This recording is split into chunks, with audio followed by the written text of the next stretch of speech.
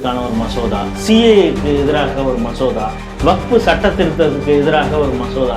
சரி, இதன் மீதுலாம் யாரா நடவடிக்கை எடுக்கணும்? மத்திய அரசு தான் எடுக்கணும். இப்போ தாசில்தார் கலெக்டரை விட எனக்கு பவர் அப்படின்னு சொன்னார்னா அது எந்த அளவுக்கு காமெடியோ அதே போலதான் மாநில அரசுக்குன்னு ஒரு சில விஷயங்கள் இருக்கு, அதிகாரங்கள் இருக்கு, மத்திய அரசுக்குன்னு ஒரு சில அதிகாரங்கள் இருக்கு. நான் மத்திய அரசையும் நான் தான் டிக்டேட் பண்ணுவேன் அப்படின்னு சமீபத்தில் கூட அவர் பேசினார். என்னன்னா, எங்களுக்கு ஒரு நொடி போதும் வரி கொடுக்க மாட்டேன் என்று சொல்வதற்கு, ஜிஎஸ்டி வரிக்கலாம். நாங்க என்ன சொல்றோம், அதை செஞ்சுதான் பாருங்களேங்கிறோம். மாடல் ஆட்சியில ஒரு அண்டர் பெர்ஃபார்மர் அமைச்சர் அப்படின்னு ஒருத்தர் நீங்க சொல்லுவீங்கன்னா அவர் அன்பில் மகேஷ் தான் அப்படிங்கிறது தெரியும். பள்ளி கல்வித்துறையில எவ்வளவு சொதப்பல்கள் நடந்துகிட்டு இருக்கு அப்படிங்கிறத நம்ம பார்த்துட்டு இருக்கோம். ஆனாலும் அவர் முதல்வர் குடும்பத்திற்கு வேண்டப்பட்டவர் அப்படிங்கிற ஒரு ரீதியிலையும் அவர் மீது நடவடிக்கை எடுக்க மாட்டேங்கிறாங்க. இன்னொன்று, நடவடிக்கை யார் எடுக்கணும்? முதல்வர். இப்போ அறிவாள் விட்டுன்னு நீங்க சொல்லிட்டு, அறிவாள் கலாச்சாரம் பள்ளிகளில் இருக்குது, போதை கலாச்சாரம் இருக்கு, இது சட்டம் ஒழுங்குல வருது. சட்டம் ஒழுங்கு யார் கையில இருக்கு? முதல்வர் கையில இருக்கு. ஒரு அண்டர் பெர்ஃபார்மர் இன்னொரு அண்டர் பெர்ஃபார்மர் மீது எப்படி நடவடிக்கை எடுப்பது? என்ன காரணத்தை சொல்லணும்னா அவனை நாங்க தூக்கி வீசிடுவோம். அவன் ஏதாவது ஆக்கிரமிச்சு வந்ததுன்னா அவனெல்லாம் தூக்கி வீசிட முடியும் எங்களால. ஆனா இது இஸ்லாமியர்கள் என்பதனால சட்டம் ஒழுங்கு பிரச்சனை ஏற்படும் அப்படின்னு நிர்வாகம், மாவட்ட நிர்வாகம் நினைக்குதுன்னா அப்படின்னா இஸ்லாமியர்களை இவங்க எப்படி பார்க்கறாங்க அப்படின்னு, அப்படின்னா அந்த ஆக்கிரமித்து இருக்கக்கூடிய இஸ்லாமியர்கள் எப்படி செயல்படுவார்கள் அப்படிங்கிறது ஏற்கனவே உங்களுக்கு தெரிஞ்சிருக்கு அப்படின்னு தான் நம்ம பார்க்குறோம். நீங்கள் என்ன ஏற்கனவே பார்த்தோம், திமுகவை சேர்ந்த 2 சகோதரர்களை அரெஸ்ட் பண்ணாங்க, முஸ்லீம் ஆட்கள் தான். அவங்க நம்ம வாட்டர் கேன் இருக்குல்ல அந்த அளவு இதில் வச்சுட்டு நிறையா கடத்திட்டு போனாங்க. ரா மெட்டீரியல்னு சொன்னாங்க ஆரம்பத்தில், போதைப் பொருள்னு சொன்னாங்க. பிறகு என்ன ஆணுச்சுன்னு தெரியல, திடீர்னு அது கடத்தினது யூரியா தான், உரம் தான், ஃபெர்டிலைசர்ஸ் தான். இலங்கைக்கு சீப்பாக இதை ஏற்றுமதி மாதிரி நாங்கள் எடுத்துகிட்டு போகிறோம் அப்படிங்கிற மாதிரியான மாற்றி பேசப்பட்ட அந்த விஷயங்கள்லாம் பார்க்குறோம். ஆனாலும் தொடர்ச்சியாக அந்த பகுதி சிறைக்கு செல்வார்களா அப்படிங்கிறது போக போதான்னு தெரியும். நாங்கள் திரும்ப விசாரணை ஆரம்பிப்போம், அதெல்லாம் இன்னும் அந்த கேஸ் முடிவடையலை அப்படின்னு நீங்கள் பாராளுமன்றத்திலோ இல்லை பத்திரிகையாளர் சந்திப்பிலோ சொல்கிறீங்க. அதற்கு பிறகு நீங்கள் எடுத்த நடவடிக்கை என்ன அப்படிங்கிற ஒரு கேள்வியும் மக்கள் மனதில் எழுகிறது. அந்த சந்தேகத்தை எல்லாம் நிவர்த்தி செய்ய வேண்டியது மத்திய அரசாங்கத்துடைய கடமையாக இருக்கிறது. அவர்கள் செய்வார்கள் என்ற நம்பிக்கையே நமக்கு இருக்கிறது. பார்ப்போம். இல்லை ஜஸ்ட்டு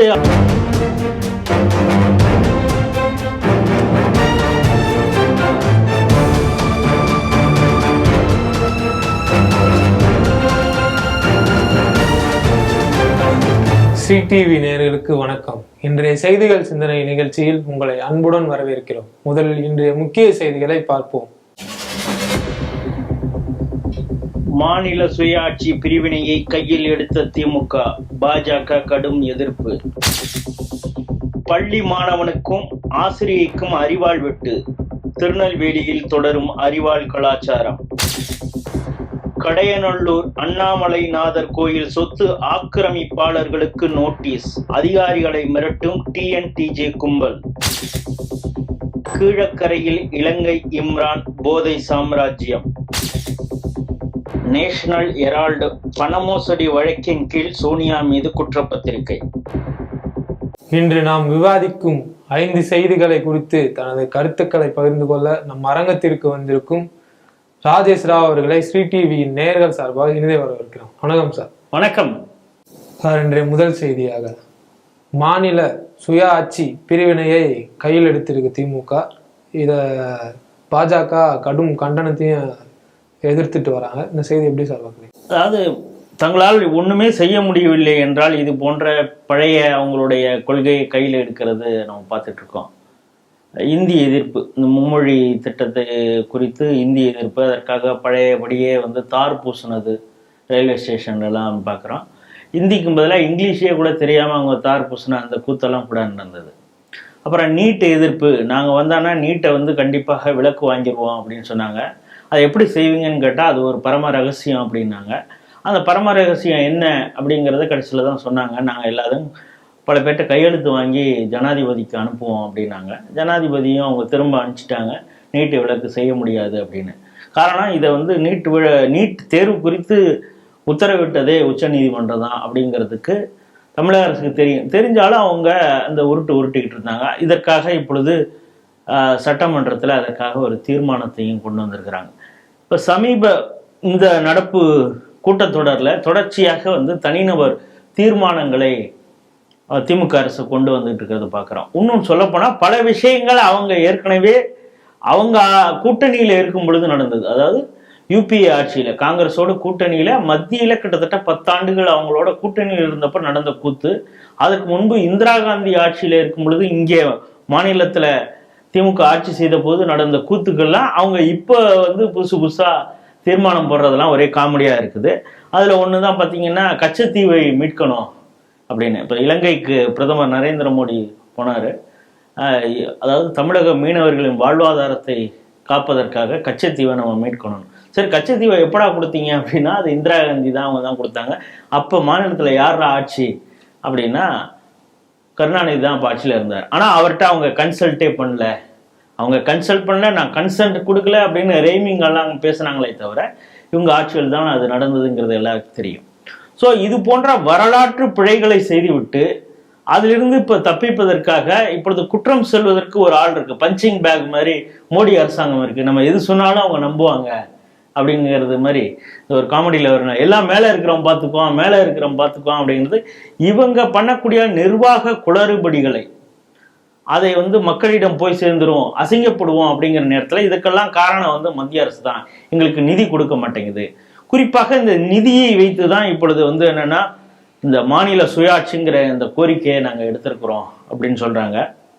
இதற்காக வந்து மாநில உரிமைகளை மீட்பதற்காக ஒரு உயர்நிலை குழுவை அமைச்சிருக்காங்க. அந்த உயர்நிலை குழு என்ன அறிக்கை கொடுக்க போகுது அப்படிங்கிறத பார்த்தாலே தெரியும். ஏன்னா அதில் அவங்க போட்டிருக்கிற ஆட்களை வச்சே தெரியும். ஒருத்தர் வந்து நீதிபதியாக குரியன் ஜோசப், இன்னொருத்தர் அசோக் வர்தன் செட்டி, இவங்களுக்கு மிகவும் வேண்டப்பட்ட ஐஏஎஸ் ஆஃபீஸராக இருந்தவர். அதுக்கப்புறம் நாகநாதன், அவர் ஏற்கனவே பிளானிங் கமிஷனில் இருந்தார். அதாவது நம்ம மாநில அரசுடைய திட்ட அந்த குழுவில் வரைவு செய்யக்கூடிய இடத்துல அவர் இருந்தார். ஆகவே இவங்க என்ன அறிக்கை கொடுக்க போகிறாங்க அப்படிங்கிறது தெரியும். ஆனால் இதற்கு முன்பு ஒரு விஷயம் பார்க்கணும். என்னென்னா இதற்கு முன்பு இது போன்ற மத்திய மாநில அரசு சம்பந்தப்பட்ட குழுக்கள் இதற்கு முன்னாலேயே அமைச்சிருக்காங்க. ஒன்று வந்து இவங்களுடைய அப்பா கருணாநிதி வந்து அவர் முதல்வராக இருக்கும் பொழுது, குறிப்பாக 1969 ஒரு கமிட்டி அமைக்கப்பட்டது. அது ஜஸ்டிஸ் ராஜமன்னார் கமிட்டின்னு பேர். அதுக்கப்புறம் அவர் வந்து ரிப்போர்ட் வந்து 1971 கொடுத்தார். அந்த ரிப்போர்ட்டின்படி அவர் என்ன சொன்னார், 356வது சட்டப்பிரிவின்படி மாநில அரசை கலைக்கக்கூடிய அந்த இதை வந்து அபாலிஷன் பண்ணணும் அப்படிங்கிறது மாதிரியான ஒரு ரெக்கமெண்டேஷன். அதுக்கப்புறம் அப்புறம் ஸ்டேட்டு, அதுக்கப்புறம் ஸ்டேட் சென்ட்ரல், இதுக்குள்ளார ஒரு கவுன்சில் வந்து கமிட்டி அமைச்சு அவங்களுக்குள்ளார பிரச்சனைகளை வந்து பரஸ்பர பிரச்சனைகளை தீர்த்து கொள்வதற்காக ஒரு கவுன்சில் அமைக்கணும் அப்படிங்கிற ரெக்கமெண்டேஷன் சொன்னார். இதில் என்ன காமெடினா, கருணாநிதி அமைத்த கமிட்டி, அவர் தான் இதை பார்த்தா, ஸ்டேட் கவர்மெண்ட் தான் இந்த கமிட்டியை ஃபார்ம் பண்ணிச்சு, அவங்க தான் இந்த விஷயத்த சொன்னாங்க. ஆனால் அதற்கு பிறகு எம்ஜிஆருடைய ஆட்சி கலைக்கப்பட்டது, இந்திரா காந்தி அவர்கள் ஆட்சியை கலைச்சாங்க. அதற்கு முழு ஆதரவு கொடுத்தவர் கருணாநிதி. இவங்களுடைய கமிட்டி என்ன சொன்னது, 356 பிரிவின்படி மாநில அரசை வந்து மத்திய அரசு கலைக்கக்கூடாது அப்படின்னு. ஸோ இவங்க கமிட்டி போட்டு அந்த கமிட்டியுடைய ரெக்கமெண்டேஷனையே இவர்கள் எப்படி மாற்றினார்கள், ஏன்னா இவங்களுக்கு தேவையில்லைன்னா இவங்க எப்படியெல்லாம் செயல்படுவாங்க அப்படிங்கிறது. அடுத்தது 1983 ஜஸ்டிஸ் சர்க்காரியா கமிஷன் வந்து அமைக்கப்பட்டது. அதோடைய ரிப்போர்ட் வந்து 1988 அவங்க சமர்ப்பிச்சாங்க. அதில் என்ன சொன்னாங்கன்னா, அதாவது ஒரு மாநில அரசின் மீது நடவடிக்கை எடுக்கணும் மத்திய அரசு அப்படின்னா அதோடைய கடைசி ஒரு முடிவாகத்தான் இருக்கணும் 356 சட்டப்பிரிவு.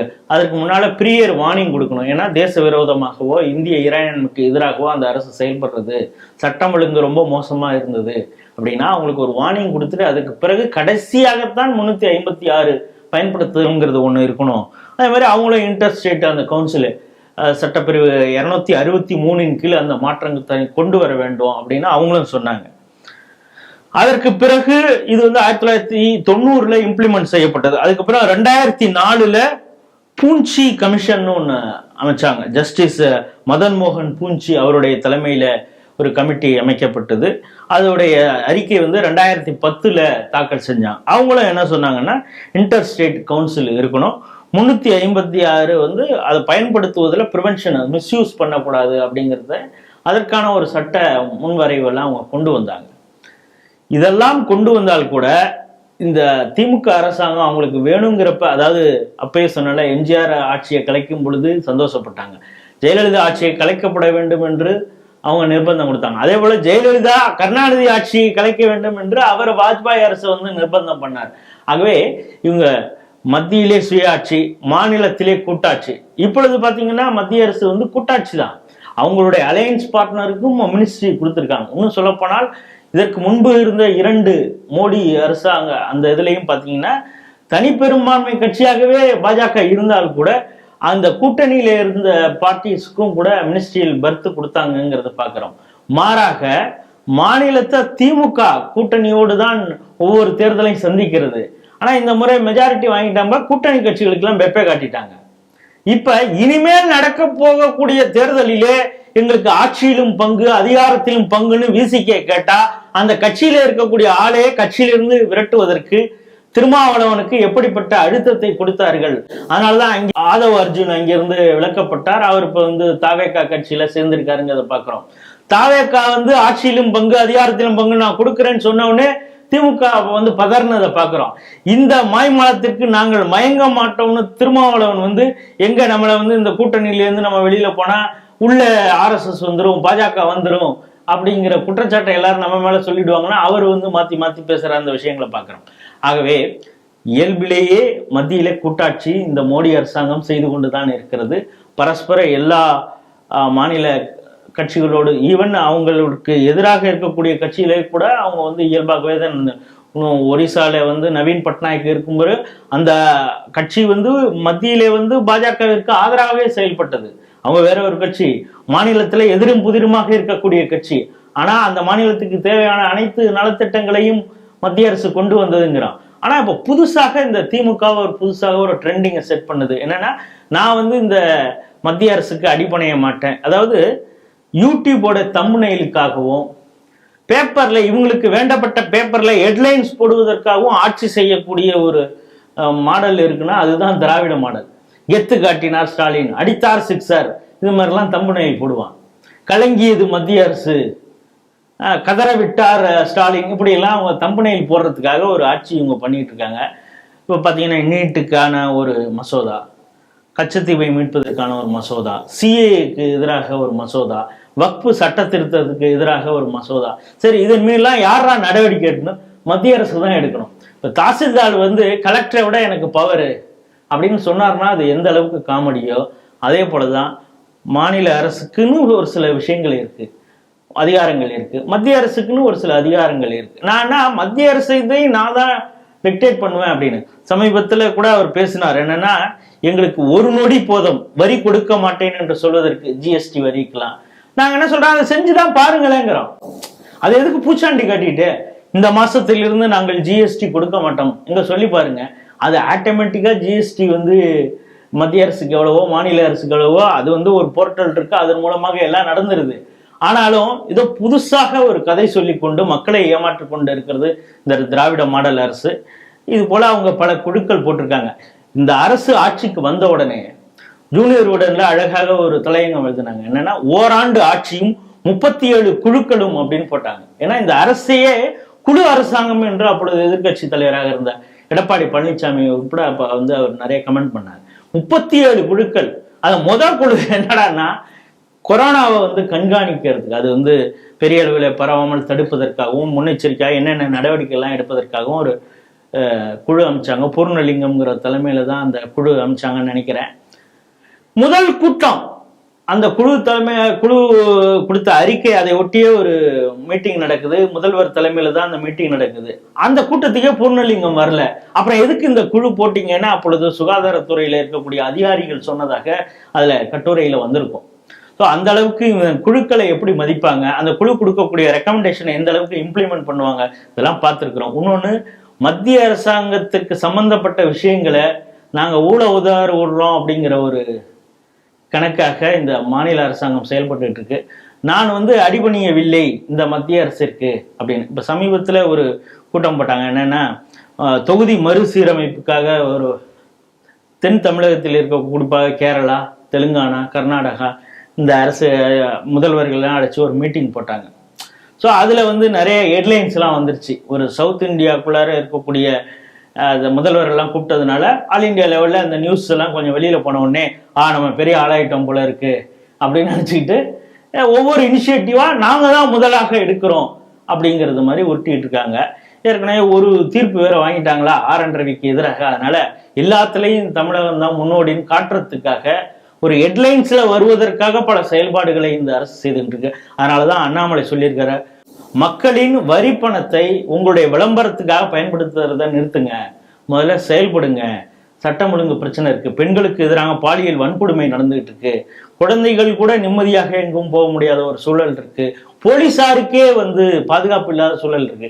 இதையெல்லாம் மறைப்பதற்காக வெற்று விளம்பரத்திற்காக இது போல தீர்மானங்களை நிறைவேற்றுவது வெட்கைக்கேடானது அப்படின்னு அவர் சொல்லியிருக்காரு. அந்த கருத்து தான் நமக்கும்.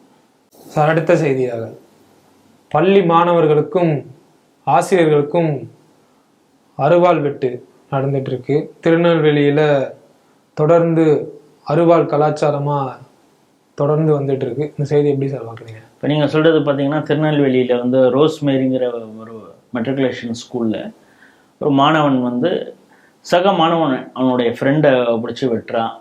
அதை தடுப்பதற்காக அங்கே ஆசிரியை வராங்க. அதாவது பள்ளி மாணவிகள்லாம் பயந்துக்கிட்டு ஓடுறாங்க. ஆசிரியை வந்து அந்த பையனை திரும்ப வெட்டு விடுவாமல் இருக்கிறத காப்பாற்றுறாங்க. அவங்களுடைய கையிலையும் வெட்டு விழுது பார்க்குறோம். காரணம், இவங்க ரெண்டு பேருமே ஃப்ரெண்டாக, அவங்களுக்குள்ளார ஏதோ ஸ்கேலு பென்சிலு கொடுக்குறதுல ஏதோ பிரச்சனையா, ரெண்டு பேர்கிட்டையும் கண்டித்து ஆசிரியை கண்டிச்சிருக்காங்க. பிறகு பெற்றோர்களை அழைச்சிட்டு வந்து அவங்கள்ட்ட அறிவுரையை சொல்லி அவங்க பேசியிருக்கிறாங்க. அதுக்கு பிறகு இரண்டு மாணவர்களையும் வேறு வேறு டெஸ்கில் உட்கார வச்சுருக்கிறாங்க. அவங்க கிட்டத்தட்ட 2-3 மாதமாக பேசலையாம். இப்போ இந்த கோவத்தில் வந்து அந்த பையன் வந்து என்ன பண்ணியிருக்கான், தன்னுடைய முன்னாள் ஃப்ரெண்டு தான் அவனை வந்து அறிவாளால் வெட்டியிருக்கிறான், சிதைச்சிருக்கிறான். தடுக்க வந்து ஆசிரியையும் வெட்டியிருக்கிறான். இதுதான் சம்பவம். இப்போ சமீபத்தில் நீங்கள் சொல்கிறது பார்த்தீங்கன்னா, திருநெல்வேலியில் தொடர்ச்சியாக இந்த அறிவாள் கலாச்சாரம் நடந்துகிட்டு இருக்கு அப்படின்னு சொல்லியிருக்கீங்க. 1980களில் ஜாதி பிரச்சனையில் தொடங்கிய அறிவாள் கலாச்சாரம் இப்பொழுது வந்து கல்லூரி பள்ளிகளிலே மிக இயல்பாக வந்துருச்சு அப்படிங்கிறத பார்க்குறோம். கங்கை கொண்டான், கோபாலசமுத்திரம், நாங்குநேரி, களக்காடு, வள்ளியூர் இந்த பகுதிகளெல்லாம், இன்னும் சொல்லப்போனால் ஸ்ரீவைகுண்டத்தில் பள்ளிக்கால் பொதுக்குடி அப்படிங்கிற இடத்துல ஒரு மாணவரை கொலையே செய்யப்பட்டார் அப்படிங்கிறத பார்க்குறோம். நாங்குநேரியில் அந்த ஒரு பையன் வந்து ஜாதி வன்மத்தை காட்டி சின்னத்துரைங்கிற பையன் மீது தாக்குதல் நடத்தியது. அந்த தாக்குதலை பார்த்தினா அவங்க தாத்தா வந்து இறந்து போயிட்டார் அதிர்ச்சியில் அப்படிங்கிறத செய்தியெல்லாம் பார்த்தோம். இப்படி தொடர்ச்சியாக ஜாதிய வன்மத்தோடு நடக்கக்கூடிய ஒரு பிரச்சனை. இன்னொன்று, இயல்பிலேயே போதை கலாச்சாரத்தினாலும் பாதை மாறி மாணவர்களுக்குள்ளார இது போல் அறிவாள் வெட்டு நடந்திருக்கு. நாமக்கல்ல இதே போல் போதையினால் ஒரு பையன் வெட்டின வச்சு அந்த பையன் இறந்தே போயிட்டான் அப்படிங்கிற செய்தியும் பார்க்குறோம். தொடர்ச்சியாக இது போல ஜாதிய ரீதியான மோதல்கள் வருது அப்படின்னு சொல்லி இதை தடுத்து நிறுத்த வேண்டும் சொல்லி எப்பொழுதும் போல நான் முதல் செய்தியில் சொன்னது மாதிரி திமுக அரசாங்கம் அதுக்கும் ஒரு குழு போட்டது. தனிநபர் தலைமையில், அதாவது ஜஸ்டிஸ் சந்துரு தலைமையில் ஒரு குழு போட்டது. சமூக நீதிக்கான அது மட்டும் இல்லாமல் சமூக நீதிக்கான கண்காணிப்பு குழுன்னு போட்டது. அதற்கு வந்து அந்த மீசை வச்சுக்கிட்டு இருப்பார் சுபவீர பாண்டியன், அவர் மீது அது திருமணம் கடந்த உறவுக்கெல்லாம் அத்தாரிட்டி அவர் தான். அவர் தலைமையில் கூட ஒரு குழு போட்டாங்க. ஸோ இவங்களெல்லாம் என்ன பண்ணிட்டு இருக்காங்கன்னு தெரியல. அதுக்கப்புறம் சந்துரு அதற்காக ஒரு அறிக்கையும் கொடுத்துருந்தாரு 2024. அதில் பல ரெக்கமெண்டேஷன் என்னென்னா, ஜாதி கயிறுகளை கட்டிட்டு வரக்கூடாது, அதை அடையாளங்கள் எதுவுமே வெளியில் தெரியக்கூடாது, ஜாதி பேரில் சில ஸ்கூல்ஸ் பேர் இருந்ததுன்னா அதையே கூட மாற்றணும் அப்படின்னு சொல்லியிருந்தாங்க. அதுக்கப்புறம் அதற்கு மாற்ற முற்படும் பொழுது கிட்டத்தட்ட ஒரு 600 பள்ளி, கள்ளர் பள்ளின்னே இருக்குது அந்த தேனி மதுரை மாவட்டங்களில். பட் அங்கே இதெல்லாம் பெரிய அளவு பிரச்சனை வந்ததில்லை. இல்லைனாலும் அந்த பேரை மாற்ற வரும்பொழுது அதுக்கு அதிமுகவும் எதிர்ப்பு தெரிவித்தது. சமுதாயத்திலேருந்து பல எதிர்ப்பு வந்தவொடனே அதை மாற்றாமல் இருந்தாங்கங்கிறது ஒரு பக்கம். ஆதி திராவிடர் பள்ளி அப்படிங்கிறத மாற்றி அரசு பள்ளின்னு மாற்றணுங்கிற ஒரு ரெக்கமெண்டேஷன், ஒரு சில ரெக்கமெண்டேஷன் மட்டும் இம்ப்ளிமெண்ட் பண்ணிட்டு பல விஷயங்களை அதை இம்ப்ளிமெண்ட் பண்ணலை அப்படிங்கிறது தெரியும். அதற்கு காரணம் அரசியல் தான் அப்படின்னு. ஆகவே இவங்க எந்த ஒரு குழு போட்டாலும் இவங்களுக்கு தேர்தல் கால்குலேஷனுக்கு அது சரி வருமா அப்படின்னு பார்த்துட்டு தான் நடவடிக்கை எடுப்பாங்க அப்படிங்கிறத பார்க்குறோம். அந்த ரெக்கமெண்டேஷன்ல மிக முக்கியமானது, ஒரு சில ஆசிரியர்கள் வந்து ஜாதிய நோக்குடன் மாணவர்களை பார்க்கிறார்கள், பல இடங்கள்ல இந்த பிரச்சனைக்கு காரணமே ஆசிரியர்கள் தான் அப்படின்னு அவங்க அப்சர்வ் பண்ணி அந்த கமிட்டி ரிப்போர்ட் கொடுக்குது. அதில் அவங்க ஐடென்டிஃபை பண்ணி ஏற்கனவே ஒரு 352 பேருக்கு சதர்ன் டிஸ்ட்ரிக்டில் இருக்கிறவங்கள டிரான்ஸ்ஃபர் பண்ணணும் அப்படிங்கிறப்ப அதை தடுத்து நிறுத்தியவர் அப்பாவு அப்படிங்கிறது அதை ரொம்ப பெருமையாக கூட அவர் சொல்லிக்கிட்டார். அன்பில் மகேஷ்ட பேசி அதை தடுத்து நிறுத்துறாங்க. அதில் இன்னும் குறிப்பாக 47 ஆசிரியர்கள் இவங்க வந்து பாயிண்ட் அவுட் பண்ணியிருக்காங்க. இவங்க ஜாதி இதோட நடந்துக்கிட்டாங்க. இன்னும் பல ஆண்டுகள் இவங்க அதே ஸ்கூலில் இருந்துக்கிட்டு இந்த வேலையெல்லாம் செய்துக்கிட்டு இருக்காங்க. அதனால் அவங்கள டிரான்ஸ்ஃபர் பண்ணணும் அப்படின்னு சொல்லிட்டு ரெக்கமெண்டேஷனில் வைத்து அதை மாவட்ட கலெக்டர் அப்புறம் கார்த்திகேயன்கிறவர் வந்து அதை இம்ப்ளிமெண்ட்டும் பண்ணி அவங்கள டிரான்ஸ்ஃபரும் பண்ணிட்டார். ஆனால் அரசியல் அழுத்தத்தின் காரணமாக மீண்டும் அந்த டிரான்ஸ்ஃபரை வந்து ரத்து செய்துவிட்டு மீண்டும் அதே பள்ளிக்கு அவர்கள் வந்து சேர்ந்தாங்க, பணி சேர்ந்தார்கள் அப்படிங்கிறதையும் பார்க்க வேண்டியதாக இருக்கு. ஆகவே இந்த அரசு எப்படி நடவடிக்கை எடுக்கும், அறிக்கை என்ன வேணாலும் கொடுக்கட்டும், அதை இம்ப்ளிமெண்ட் செய்யக்கூடிய நிர்வாகம் எப்படி செயல்படும், தேர்தலும் ஜாதியை பின்புலத்தினால அது நமக்கு என்ன ஓட்டு வரும் அப்படிங்கிறதெல்லாம் கால்குலேட் பண்ணி தான் செயல்படும் அப்படிங்கிறது தான் பல விஷயங்களை நம்ம பார்க்குறோம். இப்போ பார்த்தீங்கன்னா ஸ்கூலில் நன்னறி விஷயங்கள் சொல்லணும் அப்படின்னு அதை வந்து அசோக் நகர் பள்ளியில் ஒருத்தர் பேச வந்தார். இவர் வந்து ஆன்மீக கருத்துக்களை இந்து ஆன்மீக கருத்துக்களை சொல்றாரு அப்படின்னு சொல்லிட்டு அப்புறம் மாற்றுத்திறனாளி ஆசிரியரை தவறாக பேசிட்டார், ஏன் ஏரியாக்குள்ளாரே நீ வந்துட்டியா அப்படின்லாம் அன்பில் மகேஷ் வந்து உண்டா தூக்குனதை பார்க்குறோம். ஆனால் இந்த தமிழக அரசியல்ல அதுவும் இந்த திராவிட மாடல் ஆட்சியில ஒரு அண்டர் பெர்ஃபார்மர் அமைச்சர் அப்படின்னு ஒருத்தர் நீங்க சொல்லுவீங்கன்னா அவர் அன்பில் மகேஷ் தான் அப்படிங்கிறது தெரியும். பள்ளி கல்வித்துறையில எவ்வளவு சொதப்பல்கள் நடந்துகிட்டு இருக்கு அப்படிங்கிறத நம்ம பார்த்துட்டு இருக்கோம். ஆனாலும் அவர் முதல்வர் குடும்பத்திற்கு வேண்டப்பட்டவர் அப்படிங்கிற ஒரு ரீதியிலையும் அவர் மீது நடவடிக்கை எடுக்க மாட்டேங்கிறாங்க. இன்னொன்று, நடவடிக்கை யார் எடுக்கணும்? முதல்வர்.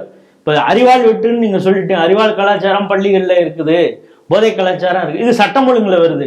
சட்டம் ஒழுங்கு யார் கையில இருக்கு? முதல்வர் கையில இருக்கு. ஒரு அண்டர் பெர்ஃபார்மர் இன்னொரு அண்டர் பெர்ஃபார்மர் மீது எப்படி நடவடிக்கை எடுப்பது, என்ன காரணத்தை சொல்லி நாம் நடவடிக்கை எடுப்பது அப்படிங்கிற அச்சமா முதல்வருக்கு அப்படிங்கிறதும் தெரியல. ஆசிரியர்களுக்கு பாத பூஜை பண்ணக்கூடிய நிகழ்ச்சி, குறிப்பாக அந்த தேர்வு காலங்களிலாக இருக்கட்டும், இல்லை குரு பூஜை குரு பூர்ணிமா காலத்திலேயாகவும் பல தனியார் பள்ளிகள்ல இந்த மாணவர்கள் ஆசிரியர்களுக்கு குரு பூஜை செய்யறது மாதிரியான ஒரு வழக்கத்தை பல பள்ளிகள் செய்து வருகின்றன. இது சுயமரியாதைக்கு ஒரு இழுக்கு. ஆசிரியர்களின் கால்களை கழுவுவதா, பூஜை செய்வதா? இது திராவிட மண்ணுக்கு விடுக்கப்பட்ட சவால். பெரியார் மண்ணிலே இந்த சுயமரியாதைக்கு இது என்ன, இப்படியெல்லாம் நடக்கலாமா அப்படின்லாம் கேள்வி கேட்டது. இப்போ அங்கே போதை வந்தால் பரவாயில்லையா? அங்கே அறிவாளால் வெட்டுனா, ஆசிரியையா அறிவாளால் வெட்டுனா இந்த திராவிட மாடல் ஏற்றுக்குது போல இருக்கு. ஆகவே சட்டம் ஒழுங்கு ஒரு பக்கம் சீர்குலைவு, பள்ளி கல்வித்துறை இன்எஃபிஷியன்சி டு த கோர் அப்படிங்கிறது தான் இந்த செய்தி நமக்கு காட்டுகிறது. அடுத்த செய்தியாக, கடையநல்லூர் அண்ணாமலைநாதர் கோவில் சொத்து ஆக்கிரமிப்பாளர்களுக்கு நோட்டீஸ் அனுப்பியிருக்காங்க.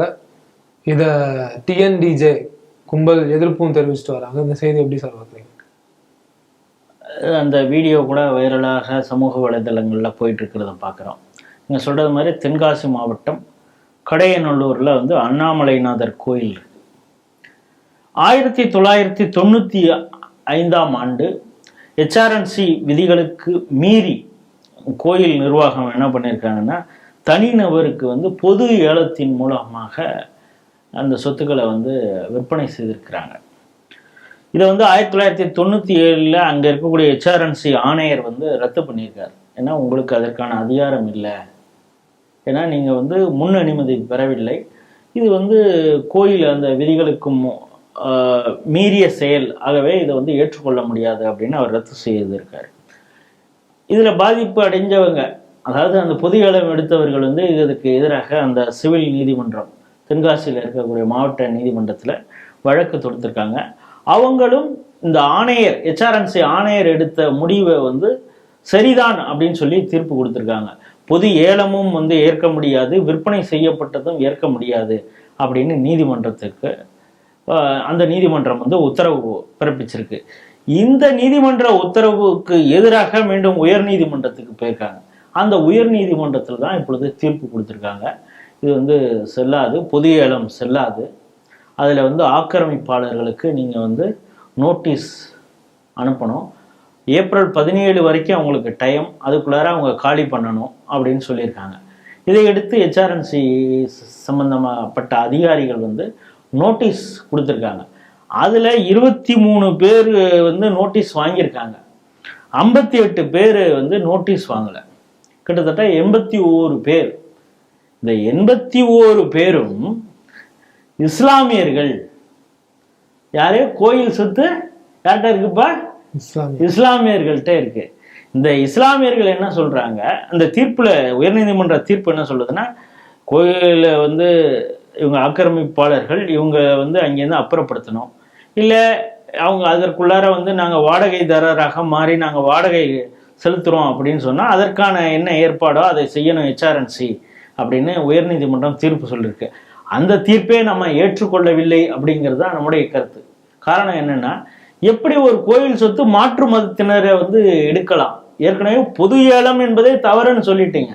அப்படிங்கிறப்ப அவன் வந்து இப்பொழுது வாடகைதாரராக மாறிட்டான்னா அதை HRNC ஏற்றுக்கொள்ள வேண்டும் அப்படின்னு சொன்னா அது எந்த அளவுக்கு சரி அப்படின்னு நமக்கு தெரியல. அதுல இன்னும் ஒரு காமெடி, அதாவது எப்படி இருக்கு அப்படிங்கிறத நம்மளுடைய நேயர்கள் புரிஞ்சுக்கணும். அந்த என்ன சொல்ல வராங்கன்னா, இந்த 81 பேரும் இஸ்லாமியர்கள்.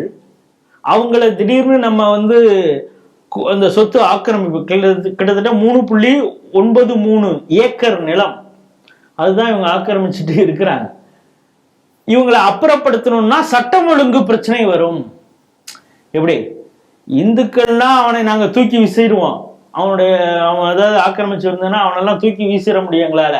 ஆனா இது வந்து இஸ்லாமியர்கள் என்பதனால சட்டம் ஒழுங்கு பிரச்சனை ஏற்படும் அப்படின்னு நிர்வாகம், மாவட்ட நிர்வாகம் நினைக்குதுன்னா, அப்படின்னா இஸ்லாமியர்களை இவங்க எப்படி பார்க்கறாங்க அப்படின்னு, அப்படின்னா அந்த ஆக்கிரமித்து இருக்கக்கூடிய இஸ்லாமியர்கள் எப்படி செயல்படுவார்கள் அப்படிங்கிறது ஏற்கனவே உங்களுக்கு தெரிஞ்சிருக்கு அப்படின்னு தான் நம்ம பார்க்கிறோம். நீங்க என்ன பண்ணீங்களோ இது பண்ணீங்க, போலீசார் முன்னிலையில அந்த ஆக்கிரமிப்பு வேலையை நீங்க ஆக்கிரமிப்பாளர்களை வந்து அகற்றக்கூடிய வேலையை செய்யணும் அப்படின்னு இப்போ கோர்ட் சொல்லியிருக்கு.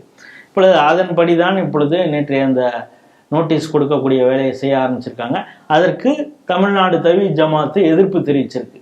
எப்படி கோயில் சொத்துல இருக்கக்கூடிய, ஏன்னா இந்த கேஸ் போட்டவரே யாருன்னா KS உதுமான் மொஹைதீன். நாங்க வந்து பொது ஏலத்துல கோயில் சொத்தை எடுத்திருக்கோம். அவர் சொல்றது பாருங்க, கோயில் சொத்தை பொது ஏலத்துல எடுத்திருக்கோம், எங்களை வந்து நீங்கள் வந்து ஆக்கிரமிப்பாளர்கள் என்று சொல்வதா அப்படின்னு தான் அவர் வழக்கு கொடுத்திருக்கார். எப்படி ஒரு கிராமத்தையே இதுதான் வக்பு, எங்களுடைய வக்பு சொத்து அப்படின்னு சொல்லி வக்பு வாரியம் சொல்லுது. நேற்று நம்ம செய்திகளில் எடுத்து கூட பார்த்தோம், வேலூர் மாவட்டத்தில் அணைக்கட்டு பக்கத்தில் இருக்கக்கூடிய காட்டுக்கொள்ளைங்கிற கிராமத்தில் 150 இந்து குடும்பங்களுக்கு அங்கே இருக்கக்கூடிய ஒரு தர்கால இருந்து நோட்டீஸ் போகுது. என்னன்னா, இது எல்லாமே வக்பு நிலம், நீ காலி பண்ணணும், நீ காலி பண்ணலன்னா தர்காவுக்கு நீ என்ன வரியோ அதை கொடுக்கணும், நாங்கள் சொல்ற வரியை நீ கொடுக்கணும் அப்படின்னு நோட்டீஸை அனுப்பிச்சிருக்காங்க. அதை எதிர்த்து தான் மாவட்ட நிர்வாகத்திற்கு அந்த மக்கள் வந்து கோரிக்கை மனுவை கொடுத்துருக்காங்க, முற்றுகை போராட்டம்லாம் நடத்திருக்காங்க. அவங்களுக்கு பக்கத்துல இந்து முன்னணி இருக்கு அப்படிங்கிறத பார்க்குறோம். ஏன்னா அவங்க சாமானியர்கள், இந்துக்கள், பாதிக்கப்படைந்தவங்க எல்லாருமே இந்துக்கள். அதற்காக இந்து முன்னணி அவங்களுக்காக குரல் கொடுத்துருக்கு. எப்படி கிராமமே எங்களுது வக்பு, நீ காலி பண்ணு அப்படின்னு சொன்னா காலி பண்ணணும். இது எப்போ? அப்பொழுது இருந்த வக்பு சட்டம். அதைத்தான் இப்பொழுது மோடி அரசு திருத்திருக்கு. இப்போ இந்த மோடி அரசு இந்த திருத்தத்தை கொண்டு வரலன்னா காட்டுக்கொள்ளையில இருக்கக்கூடிய இந்துக்களுடைய வாழ்வாதாரம் என்ன ஆயிருக்கும் அப்படிங்கிறது ஒரு கேள்விக்கறி. இப்ப என்னன்னா, கோயில் சொத்துல ஆக்கிரமித்து கொண்டிருக்கக்கூடிய இஸ்லாமியர்கள் இது என்னை வந்து நீ ஆக்கிரமிப்பாளன் என்று சொல்லக்கூடாது அப்படின்னா எப்படி ஒரு நியாயம் பாருங்க. உன் சொத்து என் சொத்து, உங்களுடைய சொத்தும் எங்க சொத்து அப்படின்னா அவங்க வக்ஃபு வாரியம் சொல்லுது. இன்னொன்னு என்னன்னா, அந்த சட்டம் என்பது இருவருக்கும் பொது அல்ல அப்படிங்கிறது இப்ப தெரியுது. என்னன்னா, இந்துவை நாங்கள் ஈஸியாக ஆக்கிரமிப்புலேருந்து தூக்கிடுவோம் சார். என்னன்னா, இப்போ நம்ம பார்க்குறோம், நீர்நிலையில் ஆக்கிரமித்திருக்கக்கூடிய சாதாரண மக்களாக இருக்கட்டும், இப்போ கோட்டூர்புரத்துலேருந்து சில பேரை இது பண்ணாங்க, மந்தவெளியிலேருந்து சில பேரை இந்த அரசு வந்து அகற்றியது, நான் இடத்த ஆக்கிரமிச்சு இருந்தாங்க அப்படின்னு சொல்லி அவங்களுக்கு வேறு இடம் கொடுக்குறோன்னு சொல்லி அங்கெல்லாம் இது பண்ண அப்படியே இது பொக்லைனை வச்சு எல்லாத்தையும் தூக்குனது. எதிர்ப்பு தெரிவிச்சா கூட அதில் ஒருத்தர் இறந்து போனதெல்லாம் பார்க்குறோம் மயிலாப்பூர் பக்கத்தில். ஆனாலும் துணிச்சலாக அரசு நிர்வாகம் செயல்பட்டதை பார்க்கிறோம். மாறாக இங்க வந்து என்னன்னா, கலெக்டர் வந்து அமைதி கூட்டம் நடத்துகிறார், அவங்களுக்கு புரிய வைக்கிறார். என்ன புரிய வச்சாருன்னு தெரியல. இப்பொழுது நாங்க நோட்டீஸ் இப்போதைக்கு ஏத்துக்கிறோம் அப்படிங்கிறாங்க. இதை கடைசியில கடையநல்லூர்ல நம்ம ஜெயிக்கணும்னா என்ன பண்ணலாம் அப்படின்னு இந்த ஆளும் அரசாங்கம் நினைச்சதுன்னா, இதை முழுசா நீதிமன்றம் உத்தரவு சொல்லலாம், ஆனால் அதை செயல்படுத்தக்கூடியது அரசு நிர்வாகம் தான். அவங்க எந்த அளவுக்கு அதற்கு முனைப்பு காட்டுவார்கள் அப்படின்னு தெரியல. சட்டம் அனைவருக்கும் பொதுவானது அப்படிங்கிறது ஏட்டளவிலே இருக்கிறது. ஆனால் இந்துக்களுக்கு என்றால் உடனடியாக செயல்படுத்தி விடுவார்கள். இஸ்லாமியர்கள் என்றால் அஞ்சக்கூடிய வகையில தான் இந்த நிர்வாகமும் இருக்கிறது அப்படிங்கிறது தான் இந்த செய்தி காட்டுகிறது. சார், அடுத்த செய்தியாக கீழக்கரையில் இலங்கை சேர்ந்த இம்ரான் போதை சாம்ராஜ்யமாக மாற்றிருக்காரு. இந்த செய்தி எப்படி சார் பார்க்குறீங்க? நமக்கு ஆச்சரியமாக இல்லை. ஸ்ரீ டிவியில் தொடர்ச்சியாக சொல்லிட்டு இருக்கோம். ராமநாதபுரம் அதை சுற்றியுள்ள பகுதிகளில் எந்த அளவிற்கு போதை கடத்தலாக இருக்கணும், தங்க கடத்தல், இதில் அதிக அளவில் பேர் அடிபட்டுக்கிட்டே இருக்குது. அதற்கு பல விஷயங்களை நம்ம சொல்கிறோம். பாதுகாப்பு குறைபாடுங்கிறது ஒரு பக்கம் இருந்தால் கூட உள்ளூரில் அவங்களுக்கு கிடைக்கக்கூடிய ஆதரவு அப்படிங்கிறது ஒரு பார்க்குறோம். கிலோ கணக்கில் தங்கம்லாம் எடுத்துகிட்டு கடலில் ஒரு குறிப்பிட்ட இடத்துல அது ஜிபிஎஸ் மூலமாக அங்கே எங்கே லொக்கேஷன் அங்கே போட்டுட்டு பிறகு இவங்க யார்கிட்ட சொல்கிறாங்களோ அவங்க போய் படகுல போயிட்டு அந்த இடத்துல கரெக்டாக அந்த கோல்டு எடுத்துகிட்டு வரக்கூடிய அந்த ஹைடெக் கடத்தல் வேலையெல்லாம் அங்கே நடந்ததுன்னு பார்க்குறோம். பிறகு அங்கேருந்து திருச்சியில் ரோடு வழியாக எடுத்துகிட்டு வரும் பொழுது பல முறை சிக்கி இருக்கிறாங்க அப்படிங்கிறத பார்க்குறோம். கிலோ கணக்கில் தங்கங்கள்லாம் கடத்தப்பட்டது, அதை பிடிக்கப்பட்டது, ஒரு சில விஷயங்கள் பிடிக்கப்பட்டதையும் நம்ம பார்க்குறோம். அதே போல் போதை கடத்தலும் ஆயுத கடத்தல் இதெல்லாம் தொடர்ச்சியாக நடந்து கொண்டு இருக்கிறது. கடற்கரையோர கிராமங்களில் இது போல் தொடர்ச்சியாக நடந்துக்கிட்டு இருக்குன்னு ஸ்ரீ டிவியில் தொடர்ந்து நம்ம சொல்லிகிட்டு இருக்கோம். ஆகவே இந்த செய்தி நமக்கு புதிதாக இல்லை. இதில் என்ன விஷயம்னா, வனத்துறை அதிகாரி ப்ளஸ் 7 பேரை அரெஸ்ட் பண்ணியிருக்காங்க. அவர் இந்த போதை கடத்தலில் ஈடுபட்டிருக்க அந்த விசாரணையும் போது தான் தெரியுது இலங்கையை சேர்ந்த இம்ரான் இந்த போதை அந்த சாம்ராஜ்யத்தையே விரிவுபடுத்துகிறான். குறிப்பாக இந்த கீழக்கரை, ராமேஸ்வரம் இந்த பகுதியெல்லாம் அப்படின்னு கிட்டத்தட்ட 8 கோடி ரூபாய் மதிப்புள்ள கொக்கைன் கைப்பற்றியிருக்கிறாங்க இந்த வனத்துறை அதிகாரியிடமிருந்து. அதை ஒட்டி தான் இந்த செய்திகள் வர ஆரம்பித்திருக்கிறது. NIBCID அவங்க தான் அரெஸ்ட் பண்ணியிருக்காங்க. ஏற்கனவே பார்த்தோம், திமுகவை சேர்ந்த 2 சகோதரர்களை அரெஸ்ட் பண்ணாங்க. அவங்க முஸ்லீம் ஆட்கள் தான். அவங்க நம்ம வாட்டர் கேன் இருக்குல்ல அந்த அளவு இதில் வச்சுட்டு நிறையா கடத்திட்டு போனாங்க. ரா மெட்டீரியல்னு சொன்னாங்க ஆரம்பத்தில், போதைப் பொருள்னு சொன்னாங்க. பிறகு என்ன ஆணுச்சுன்னு தெரியல, திடீர்னு அது கடத்தினது யூரியா தான், உரம் தான், ஃபெர்டிலைசர்ஸ் தான், இலங்கைக்கு சீப்பாக இதை ஏற்றுமதி மாதிரி நாங்கள் எடுத்துகிட்டு போகிறோம் அப்படிங்கிறது மாதிரியான மாற்றி பேசப்பட்ட அந்த விஷயங்கள்லாம் பார்க்குறோம். ஆனாலும் தொடர்ச்சியாக அந்த பகுதியில் மண்டபம் உள்ளிட்ட பல இடங்களில் இது போன்ற போதை கடத்தல் சம்பவங்கள் அவ்வப்பொழுது நடக்குது. சில விஷயங்களை பிடிக்கிறாங்க. இன்னும் சொல்லப்போனால் பாதுகாப்பில் இருக்கக்கூடிய அதிகாரிகளே பணம் வாங்கிட்டு இது போல் செயல்பட்டிருக்காங்க. அப்படிங்கிறப்ப இது எந்த அளவுக்கு அச்சுறுத்தலாக இருக்கிறது. இது இன்னும் போதை கடத்தல் அப்படிங்கிறத தாண்டி இது தேசிய பாதுகாப்புக்கே அச்சுறுத்தலான ஒரு செயலாக இருக்கிறது. இதை மத்திய மாநில அரசுகள் கூர்ந்து கவனிக்க வேண்டும். குறிப்பாக மத்திய உள்துறை அமைச்சகம் தமிழகத்தின் மீது இன்னும் அதிகமான கண்காணிப்பை வலுப்படுத்த வேண்டும் அப்படிங்கிறத நம்முடைய கோரிக்கையாக சொல்லிட்டு இருக்கோம். குறிப்பாக கடற்கரையோர கிராமங்களில் மத்திய படைகளை அதிக அளவில் கண்காணிப்புக்கு நிறுத்த வேண்டும் அப்படிங்கிறது தான். ஏன்னா ஏற்கனவே இது ஒரு பாலிசியாக கூட எடுத்துகிட்டு வந்திருக்காங்க. வெஸ்ட் பெங்கால், அந்த பக்கம் அஸ்ஸாம், பல இடங்களில் எல்லையோர பகுதிகளில் 50 கிலோமீட்டர் வரையில் BSF கூட சர்ச் ஆப்ரேஷன் பண்ணலாம் அப்படிங்கிற அளவுக்கெல்லாம் இப்பொழுது பாலிசியை மாற்றிருக்காங்க. அதுபோல் தமிழகத்திலும் கூட இந்த எல்லையோர கிராமங்களில் எப்படிப்பட்ட நடவடிக்கையில் ஈடுபடணும் அப்படிங்கிறத நம்ம தொடர்ச்சியாக ஸ்ரீ டிவியில் சொல்லிகிட்டு இருக்கோம். ஆகவே அது பாகிஸ்தான் பக்கத்தில், பங்களாதேஷ் பக்கத்தில் கான்சன்ட்ரேஷனுங்கிறது ஒரு பக்கம், ஏன்னாங்க இல்லீகல் இமிகிரண்ட் நிறைய உள்ள வராங்கங்கிறது ஒரு பக்கம் இருந்தால் கூட தமிழகம் மிக மோசமான சூழ்நிலையில் இருக்கிறது அப்படிங்கிறத மத்திய அரசும் புரிந்து கொள்ள வேண்டும். ராமேஸ்வரம், ராமநாதபுரம் தீவிர கண்காணிப்பிலே இருக்க வேண்டும். காரணம் பாகிஸ்தான்லேருந்து, ஆப்கானிஸ்தான்லேருந்து, சீனாவுடைய ஹேண்டும் அங்கே இருக்குது இலங்கையில். இந்த தமிழகத்திற்கு எப்படியாவது போதைப்படுத்தலையோ கடத்தல் விஷயங்களோ ஆயுத கடத்தல் இந்த விஷயங்கள்லாம் கூட பண்ணிகிட்டு இருக்கோம். இன்னும் LTTE திரும்ப ரீக்ரூப்பிங் பண்ணுறதுக்கான வேலைகள் நடந்துக்கிட்டு இருக்கு. அதற்கு அந்த பணம் தேவைப்படுகிறது. அந்த பணத்துக்கு போதை விற்பனை அது பெரிய லெவலில் நடந்துகிட்டு இருக்குங்கிறத பல பேரை அரெஸ்ட் பண்ணியிருக்கிறதையும் அந்த இதை பார்க்குறோம். நம்ம தாம்பரத்தில் கூட ஒருத்தர் அரெஸ்ட் பண்ணாங்க. அவர் சினிமா வட்டாரங்களோடு தொடர்பில் இருந்தார். அவர் இலங்கையை சேர்ந்த தமிழர் அப்படிங்கிற அந்த விஷயத்தையும் பார்க்குறோம். இப்படி இருக்கும் பொழுது மத்திய அரசாங்கம் கூடுதல் கண்காணிப்பை செலுத்த வேண்டும் அப்படிங்கிறது தான். இது ஜஸ்ட் லைக் போதை அப்படிங்கிறதை தாண்டி தேசிய பாதுகாப்பிலும் இதில் அடங்கி இருக்கிறது அப்படிங்கிறது தான் நம்முடைய பார்வை. சார், அடுத்த செய்தியாக நேஷனல் ஹெரால்டு பண மோசடி வழக்கின் கீழ் சோனியா மீது குற்றப்பத்திரிகை தாக்கல் செஞ்சிருக்காங்க. இந்த செய்தி எப்படி சொல்றீங்க? கிட்டத்தட்ட 988 கோடிக்கு முறைகேடு நடந்திருக்கு அப்படின்னு சொல்லி தான் குற்றப்பத்திரிகை தாக்கல் பண்ணியிருக்காங்க. அதில் சோனியா ராகுலுக்கு எதிராக குற்றப்பத்திரிகை இருக்கிறது. அது மட்டும் இல்லாமல் காங்கிரஸ் பிரமுகர் சாம் பிட்ரோடா மாமா அப்படின்னு சொல்றாரு ராகுல் காந்தி, அவர் முன்னாள் பிரதமர் ராஜீவ்காந்தியின் ஊடக ஆலோசகராக இருந்த சுமன் துபே அவர் மீதும் அந்த குற்றப்பத்திரிகையில் அவங்களுடைய பெயர்லாம் சேர்த்துருக்காங்கிறத பார்க்குறோம். இது எப்பொழுதும் போல காங்கிரஸ் இது பழிவாங்கும் நடவடிக்கை அப்படிங்கிறத சொல்லியிருக்காங்க. இப்போ நமக்குமே கூட இது போன்ற பல கேஸுகள் வருது. அமலாக்கத்துறை சில இடங்களில் ரெய்டு பண்ணுது, கேஸ் பிடிக்கிறாங்க. அதற்கு பிறகு ஃபர்தர் என்ன நடவடிக்கை எடுக்கப்பட்டது அப்படிங்கிற ஒரு கேள்வியும் நமக்கு கூடவே இருக்குது. Name them and shame them, there is no prosecution அப்படிங்கிற மாதிரி போயிட்டுருக்கா அப்படிங்கிறது எனக்கு தெரியல. ஈவன் சொல்லப்போனால் சமீபத்தில் கூட ஹரியானா கோர்ட்டிலிருந்து இந்த குடும்பத்துடைய மாப்பிள்ளை, அதாவது பிரியங்காவுடைய கணவர் வதேரா, அவர் மீது கூட நோட்டீஸ் அனுப்பப்பட்டது. அவர் மீது பல நில மோசடி குற்றச்சாட்டெல்லாம் இருக்குது. அவர் இதுவரை கைது செய்யப்படவில்லை. இன்னும் சொல்லப்போனால் யூபிஏ அரசாங்கம் இருக்கும் பொழுது ஏர்போர்ட்டில் அவர் செக்கிங் இல்லாத போகிறது அளவுக்கு புரோட்டோகால் அவருக்கு கொடுக்கப்பட்டதுங்கிறது. அதாவது ஒரு எம்பி, அமைச்சர், இவங்களுக்கெல்லாம் கொடுக்கக்கூடிய அந்த ஒரு சலுகை எந்த பதவியிலும் இல்லாத ராபர்ட் வத்ராவுக்கு கொடுக்கப்பட்டது அப்படிங்கிறத நம்ம புரிஞ்சுக்கணும். அந்த அளவுக்கு இன்ஃப்ளூயன்ஸிங்காக இருக்குது. அது ஒரு மர்மமான குடும்பம் இருக்கிறது.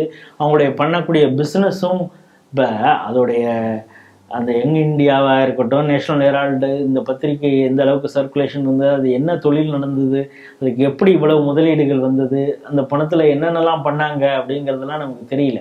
இப்பொழுதும் ஒரு விஷயம் என்ன சொல்கிறாங்கன்னா, இப்போ அவங்களுக்கு இப்போ இருக்கக்கூடிய மெயின் பணங்காட்சி மரமாக இருக்கக்கூடியது 2 அரசாங்கங்கள் தான். ஒன்று இமாச்சல் பிரதேஷ், இன்னொன்று கர்நாடகா.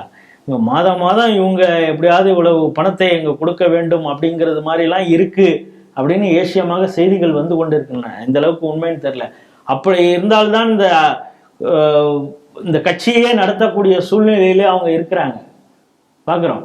எப்படி அவங்களால பாரத் ஜோடோ யாத்திரையெல்லாம், அவங்க ஆட்சியிலையும் இல்லை, எதுவும் இல்லை, அவங்களால எப்படி மிகப்பெரிய ஜோடோ யாத்திரை 2 ஜோடோ யாத்திரை எப்படி நடத்துகிறாங்க, அதுக்கு எங்கேருந்து பணம் வந்தது அப்படிங்கிறத குறியாக இருக்கிறது. சீனா அரசாங்கத்தோடு அந்த கம்யூனிஸ்ட் பார்ட்டியோடையே இவங்க டீல் போட்டாங்க. என்ன டீல் போட்டாங்க அப்படிங்கிறது வரை இப்போது வரை நமக்கு தெரியாத ஒரு இதாக இருக்குது. அமெரிக்காவில் அடிக்கடி அவர் போயிட்டு வராரு அப்படிங்கிறத பார்க்குறோம். இப்போ ஜார்ஜ் சோரஸுக்கும் இவருக்குமான தொடர்பு என்ன இருக்கிறது, இவங்களுடைய ராஜீவ்காந்தி ஃபவுண்டேஷனில் ஜார்ஜ் சோரஸ் இருந்து பணம் வாங்கப்பட்டுறது, அது குறித்தெல்லாம் பாராளுமன்றத்தில் பெரிய அளவு டிபேட் போனதெல்லாம் பார்க்குறோம். இப்படி நேஷனல் ஹெரால்டு சம்பந்தமாக இப்பொழுது குற்றப்பத்திரிகை தாக்கல் செய்யப்பட்டிருக்கிறது. இதற்கு அடுத்த கட்டமாக என்ன நடவடிக்கை எடுக்கப்படும் அப்படிங்கிறத பார்க்கும் பொழுதுதான் நமக்கு உண்மையிலேயே மோடி அரசாங்கம், குறிப்பாக பாஜக மிகப்பெரிய அளவில் யார் தவறு செய்தாலும் அவங்க மீது நடவடிக்கை எடுக்கிறது, அதுக்கான முனைப்பை காட்டுகிறதுன்னு நமக்கு நம்பிக்கை வரும். நான் திரும்ப ஆரம்பத்துலேருந்து சொல்றது தான், அரவிந்த் கெஜ்ரிவாலை உள்ள வச்சாச்சு, மணிஷ் சிசோடியா உள்ள வச்சாச்சு, ஆனால் ராபர்ட் வதேரா போன்றவர்கள் மீது ஏன் நடவடிக்கை எடுக்கவில்லை அப்படிங்கிறது தான். குற்றப்பத்திரிகை தாக்கல் பண்ணியிருக்குங்க, சந்தோஷம். அடுத்த கட்டமாக நடவடிக்கை எடுத்து சட்ட ரீதியாக அவங்கள என்ன செய்யணுமோ அதற்கான உரிய தண்டனை வாங்கி கொடுங்க. இப்போ என்ன சொல்கிறாங்க, 2G திரும்ப விசாரணை நடக்கப்படும், டெய்லி பேசிஸில் இனிமேல் விசாரணை நடக்கும் அப்படின்னாங்க. அந்த விசாரணை முடிவில் அந்த குற்றவாளிகள்னு யார் ப்ரூவ் பண்ணிட்டாங்கன்னா அவங்க மீண்டும் திகார் சிறைக்கு செல்வார்களா அப்படிங்கிறது போக போதான்னு தெரியும். நாங்கள் திரும்ப விசாரணை ஆரம்பிப்போம், அதெல்லாம் இன்னும் அந்த கேஸ் முடிவடையலை அப்படின்னு நீங்கள் பாராளுமன்றத்திலோ இல்லை பத்திரிகையாளர் சந்திப்பிலோ சொல்கிறீங்க. அதற்கு பிறகு நீங்கள் எடுத்த நடவடிக்கை என்ன அப்படிங்கிற ஒரு கேள்வியும் மக்கள் மனதில் எழுகிறது. அந்த சந்தேகத்தை எல்லாம் நிவர்த்தி செய்ய வேண்டியது மத்திய அரசாங்கத்துடைய கடமையாக இருக்கிறது. அவர்கள் செய்வார்கள் என்ற நம்பிக்கையே நமக்கு இருக்கிறது. போக பார்ப்போம்.